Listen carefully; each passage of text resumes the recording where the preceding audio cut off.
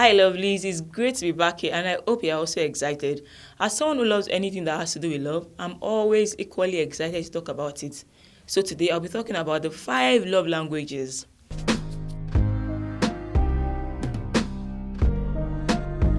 In two of my previous videos, how to be best in your relationship and things no one told me before I got married, I talked briefly about five love languages.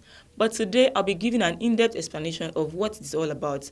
This is based on the book The Five Love Languages by Gary Chapman. If we are asked the meaning of love, I'm sure most of us will simply say it's a feeling of affection, which is very correct. But how is love expressed? Now, this is where we differ. You get answers like by offering gifts, telling your loved ones how much you love and appreciate them, complimenting them, writing a romantic poem or song to someone you love, checking up on them frequently, being there when the person needs you, by holding hands when you're together, giving them your undivided attention, and so on. This is also correct, but all these have been summarized into the five love languages. You may ask, what are the five love languages and why five? What's the big deal about it? The big deal is that knowing and understanding the five love languages helps you to know your love language. It also helps to improve your relationship with your loved ones. Have you ever found yourself in a relationship where you question how much your partner loves you, or you feel like he doesn't love you enough? Know that he might be trying his best in the way he knows, but his best is not just giving life to his emotion in your book.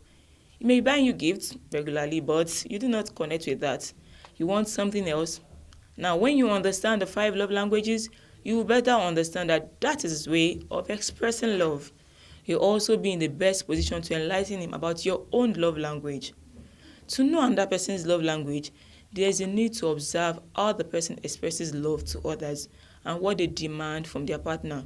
This is because oftentimes a person gives love in the way he wants to receive love. I give you the five love languages, and it is possible to have more than one, a primary and a secondary language. Number one is words of affirmation. For these people, words speak louder than action. They see verbal affirmations as proof of love. They like to be complimented and get words of encouragement. If this is your love language, you prefer to be told, I love you, wow, that dress was made for you, than to get a gift. And indeed, even if this is not one's primary love language, the place of words of affirmation in a relationship cannot be overemphasized. Your words have the power to make your man feel like the world's greatest, so make good use of it. Number two is quality time. When you observe that the times you feel loved, this is when you have your partner's undivided attention, when you spend time together, just the two of you. Then your love language is quality time. And before you start with the how do you get time to be together question, being busy should not be an excuse. You need to put spending time together in your schedule. It must not be time consuming. It could be as simple as taking a walk in the evening or just some time to talk before bedtime. Could also schedule a date night, and if you want something elaborate, this is where going on vacation and trips come in. The idea is just to have couples time where it's just the two of you, no distraction, which means you get to share quality conversation and activities. Receiving gifts is number three. In some relationships, you find that some people are usually super excited when they receive gifts, and some go as far as always asking, did you get anything for me? Don't blame them. Their love language is receiving gifts. To them, it says you are thinking of them, and indeed, you must be thinking of someone to give the person a gift. It also mustn't be an expensive gift. It could be flowers. The important thing is that you had the person in mind and translated that into action by getting a gift for the person. If you are not one who gives gifts easily and your spouse loves this, then you need to buckle up. Things to do for love. Number four, acts of service. If acts of service is your primary language, for you, actions speak louder than words. Actions like getting the laundry done, making coffee, giving a massage, and so on. For these people, when they hear, let me do that for you, makes their day. It tells them that for you to want to ease their burden of responsibilities, you care about them. 5. Physical touch. In as much as physical touch is a way of expressing marital love, it goes beyond the bedroom. Sexual intercourse, kissing, pats on the back, holding hands, hugs, and thoughtful touches are ways of expressing physical touch. You may think they are mushy people, especially if you are not used to physical touch, but it's just their nature, and this is something you need to learn if this is your partner's primary love language. Simple acts like a brief kiss or hug when you're on your way out or when you return, holding hands while taking a walk means a lot to them. Knowing your love language and your partner's doesn't make the other love languages less important. Chapman says if you speak the primary language adequately, when you sprinkle in the others, it's like icing on the cake. To discover your partner's love language requires some thoughts and observations. You need to ask questions like, what's most important to you? What does my spouse seem to request most often in the relationship? How does he respond to you? If they always give you gifts, that's probably their love language. Another thing that helps is by listening to your partner's criticisms. If he's always complaining about something, that's likely his love language. An example is if he always complains that you don't tell him how much you love him.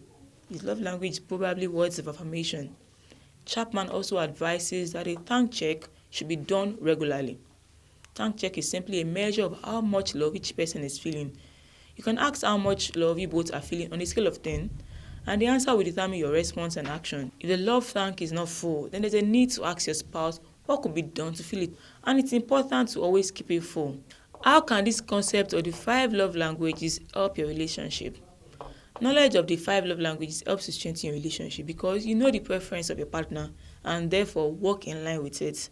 Not forgetting to add a dose of the other love languages occasionally. And this thing works vice versa. When you are both aware of each other's love language, it becomes easy to express your love in the best possible way. The concept of love languages is not just helpful for your romantic relationship. It's pretty much helpful in any relationship because it helps you understand what matters to the people you relate with, in your family, at work, among your friends. I think you should be able to figure your love language by giving it a little thought. But if you're finding it a little hard or need to be sure, there's a link to Chapman's website in the description box where you can take a quiz which helps to identify your primary and secondary language. It also helps you identify the love language that you ordinarily won't use in expressing love. My high scores were in physical touch and quality time. But I think my primary language is quality time because it makes more sense to me, which makes physical touch secondary. I rank lowest in receiving gifts. On a lighter mode, if you're finding it hard to know your partner's love language and you are like me who enjoys taking a shorter route to achieve my aim, just ask your spouse outrightly what his love language is. Let him do the thinking and you follow up thereafter. And please note, to keep your love thankful, you need more than the 5 love languages. The love languages will address the fundamental emotional needs, and the tips I shared in my video how to be best in your relationship will also come in handy.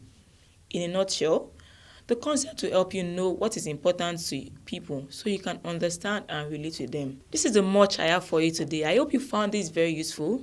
Feel free to share and of course, subscribe to my channel for more videos. Let's also connect on other social media platforms. Link is in the description box. Until when I come your way next time, God willing, bye.